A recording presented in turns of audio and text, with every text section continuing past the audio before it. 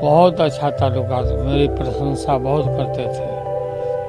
उनके काल में ही रेलवे में भाड़ा कम किया गया। दबाव में काम करने वाले व्यक्ति नहीं थे, पूरी आजादी के साथ काम करने वाले थे और पूरी आजादी के साथ उन्होंने देश की अर्थव्यवस्था में योगदान किया। जब लोकतंत्र संक्रमण काल में हो, महापुरुषों के सवाल पर भी कहीं न कहीं सवालियात निशान खड़े हो रहे हो, ऐसे दौर में डॉक्टर मनमोहन सिंह का जाना बहुत ही पीड़ाजनक और मर्मांतक है। देश का के लिए बहुत बड़ा क्षति हुआ है। डॉक्टर मनमोहन सिंह ईमानदार, निष्ठावान, इस तरह का नेता बिरले ही मिल सकता है जिस पर कोई आरोप नहीं लगा हो, कुछ नहीं लगा। मंत्रिमंडल में मैं उन्हीं के मंत्रिमंडल में मंत्री था, उनके नेतृत्व में, और उनका बहुत बड़ा सहयोग हमको मिला जब हम रेल मंत्री थे। उनका निधन का समाचार सुन करके गहरा आघात लगा है। ईश्वर से प्रार्थना करते हैं कि उनकी मृत आत्मा को, उनके सोल को शांति प्रदान करें और उनके शोक संतप्त जो परिवार है उनको भी शक्ति मिले। लालू जी, आप हमेशा उनके जन्मदिन पर या जब भी कुछ होता था तब फ़ोन करते थे, हम लोग को याद है, और बहुत अच्छे ताल्लुकात आपके उनके साथ हैं। बहुत अच्छा ताल्लुकात, मेरी प्रशंसा बहुत करते थे। उनके काल में ही रेलवे में भाड़ा कम किया गया, देश आगे उन्नति किया, काफ़ी उन्नति किया। 10 साल तक वो प्रधानमंत्री थे, आप लोगों को मालूम ही है। उनका नहीं रहे, बहुत तकलीफ हुआ हमको, काफ़ी तकलीफ हुआ। भगवान उनकी आत्मा को शांति प्रदान करें। देश की अर्थव्यवस्था में सुधार लाने में, देश के आर्थिक स्थिति में सुधार लाने में वो अविस्मरणीय है। और डॉक्टर मनमोहन सिंह जी कई पदों पर रहे, रिजर्व बैंक के गवर्नर रहे, वाणिज्य मंत्रालय में रहे, कई विभिन्न जगहों पर जहां भी वो रहे, उन्होंने देश के हक में काम किया। और उनका जो प्रधानमंत्रित्व काल का जो पहला कार्यकाल था, वो पहला तो अद्भुत था वो। लेकिन कभी कभी लोकसभा में हम लोग देखते थे कि जब डॉक्टर मनमोहन सिंह जी कई मामलों में राजनीतिक दबाव में काम करने वाले व्यक्ति नहीं थे, पूरी आजादी के साथ काम करने वाले थे और पूरी आजादी के साथ उन्होंने देश की अर्थव्यवस्था में योगदान किया। कभी कभी उनको देखते थे जब लोकसभा में कि जब कभी दबाव में रहते थे तो बहुत अंदर से उनका चेहरा विचलित लगता था। ये उनके उस व्यक्तित्व को प्रदर्शित करता है कि अंदर से उनकी भावना देश के प्रति समर्पण की थी। देखिए, हमारे तो राज्यसभा में साथी भी थे, हम जैसे लोग जब आए तो वो अभिभावक की भूमिका में हमेशा किसी विषय पर आप कुछ बोलें तो कभी बोल करके, कभी अपनी आंखों से अफर्मेशन देना, ये एक बहुत बड़ी बात होती है। इस दौर ने, इस मुल्क ने एक ऐसा व्यक्ति खो दिया है आज। कल रात उनका निधन हुआ, जिसने साइलेंटली काम किया, लाउड नहीं कभी थे, नॉइज नहीं, शोरगुल के इस दौर में, मैं मेरा मुझको वाले इस दौर में हम की अहमियत को बरकरार रखते हुए, जो कि कलेक्टिव स्पिरिट है इंडिया का, उसको उन्होंने रखा। आलोचना जिसने की उसके लिए भी शालीन ही रहे, कभी गैर शालीन नहीं। तो इस दौर में ये सारी बातें याद आएंगी। मैं समझता हूं उनके परिवार को, उनकी एक पुत्री हमारी कलीग थी दिल्ली यूनिवर्सिटी में, उनके पूरे परिवार को ईश्वर शक्ति दे, और कांग्रेस पार्टी को भी ये अपूरणीय क्षति है, इस देश की क्षति है।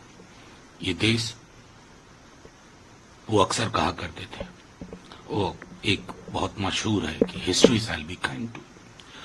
जो मैं कल से देख रहा हूं, history has already proved it's very kind to Sardar Manmohan Singh ji. बस और क्या कहूं, मुश्किल है।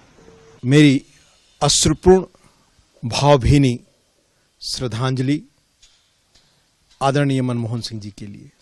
श्रेष्ठ इंसान, विद्वता, ज्ञान, श्रेष्ठ मर्यादित आचरण, दूरदृष्टि वाले राजनेता और अत्यंत श्रेष्ठ और मर्यादित सांसद के रूप में उनकी छवि हमेशा रही। वह देश के बड़े अर्थशास्त्री रहे जिनकी शोहरत दुनिया में थी। वह रिजर्व बैंक के गवर्नर रहे। वह चंद्रशेखर जी जब प्रधानमंत्री थे तो उनके आर्थिक सलाहकार थे।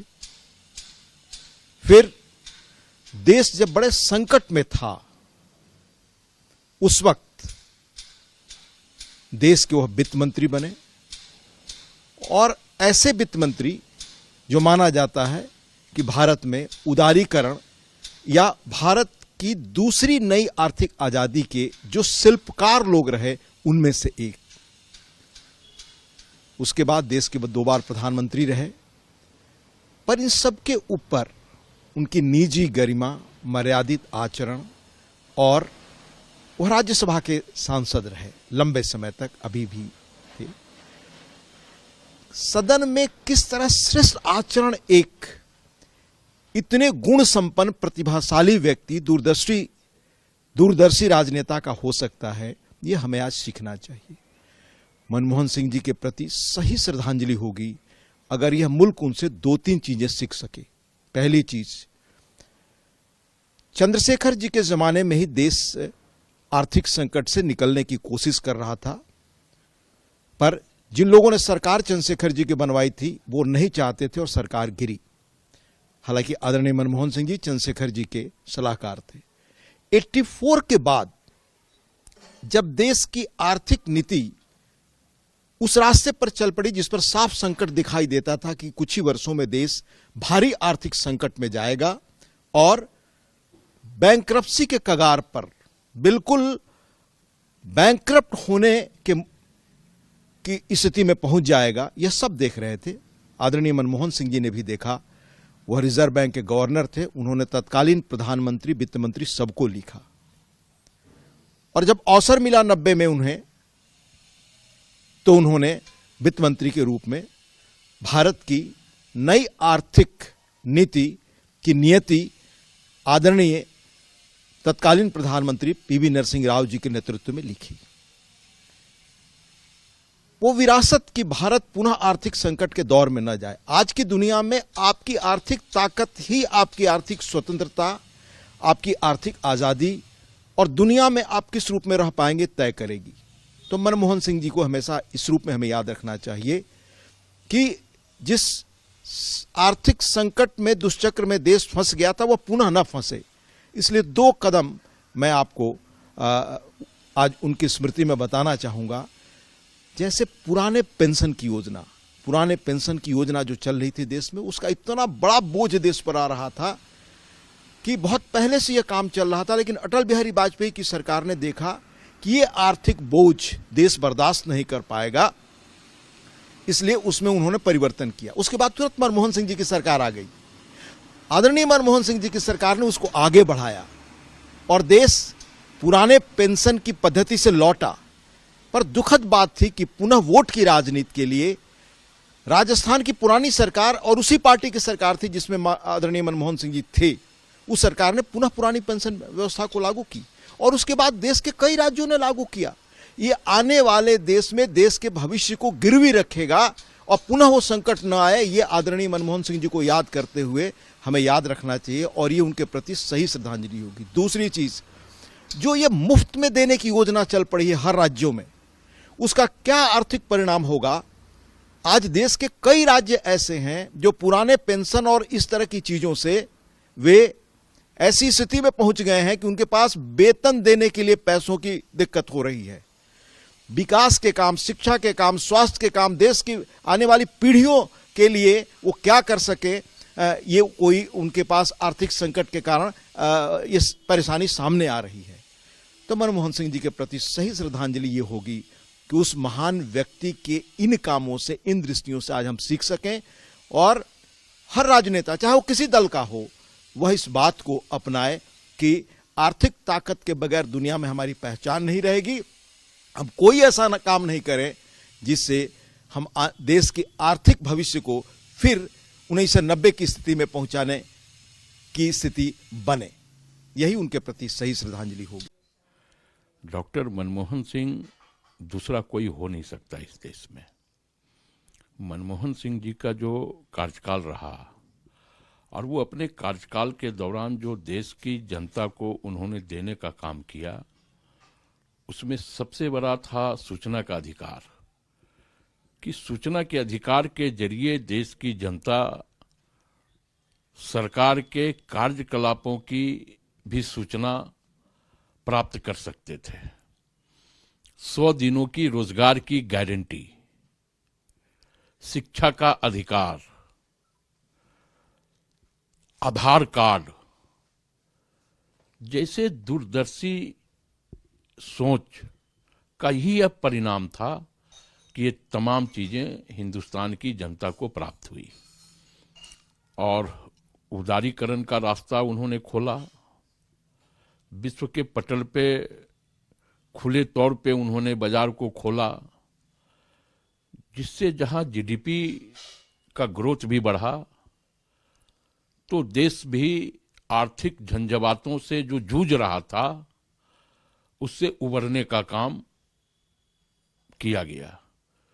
तो हम इतना ही कह सकते हैं कि सर, आपको नमन है। यह देश आपके योगदान को कभी भूल नहीं सकता। You are great great great great, और आपके ऐसा दूसरा कोई इस देश में राजनेता हो नहीं सकता। डॉक्टर मनमोहन सिंह देश के पूर्व प्रधानमंत्री, जो आर्थिक सुधारों के जनक कहे जाते हैं, और देश के प्रधानमंत्री का दायित्व संभाला तो निश्चित रूप से राष्ट्रव्यापी जिम्मेवारी के साथ 2008 में कोसी का आपदा आया तो उसको राष्ट्रीय आपदा उन्होंने घोषित किया। और डॉक्टर मनमोहन सिंह का व्यक्तित्व इतना सरल और मृदुभाषी था कि वो विभिन्न राजनीतिक दलों में भी सर्वग्राही थे। एक उदारता की पहचान, मृदुभाषी की पहचान और एक ईमानदार छवि के राजनेता के रूप में उनको स्मरण किया जाता है। और साथ ही साथ यह भी महत्वपूर्ण है कि ऐसे दौर में जब राजनीति में संपत्ति सृजन की ओर लोगों का दिलो दिमाग लगा रहता है और डॉक्टर मनमोहन सिंह राष्ट्र सेवा के लिए जाने जाते हैं। मुख्यमंत्री नीतीश कुमार से भी काफी अच्छे संबंध थे नीरज जी, उन्होंने भी कल ट्वीट करके शोक व्यक्त किया है। स्वाभाविक रूप से माननीय मुख्यमंत्री नीतीश कुमार जी के संसदीय जीवन के कार्यकाल में डॉक्टर मनमोहन सिंह इस देश का प्रतिनिधित्व कर रहे थे, तो विकास के कार्यों के प्रति उनकी रुचि, बिहार जैसे राज्य का कोई भी सवालात पैदा होता था तो उस पर गंभीरता, तो ऐसे सवाल तो निश्चित रूप से ऐसे राजनेता का खो जाना जब लोकतंत्र संक्रमण काल में हो, महापुरुषों के सवाल पर भी कहीं न कहीं सवालियात निशान खड़े हो रहे हों, ऐसे दौर में डॉक्टर मनमोहन सिंह का जाना बहुत ही पीड़ाजनक और मर्मांतक है।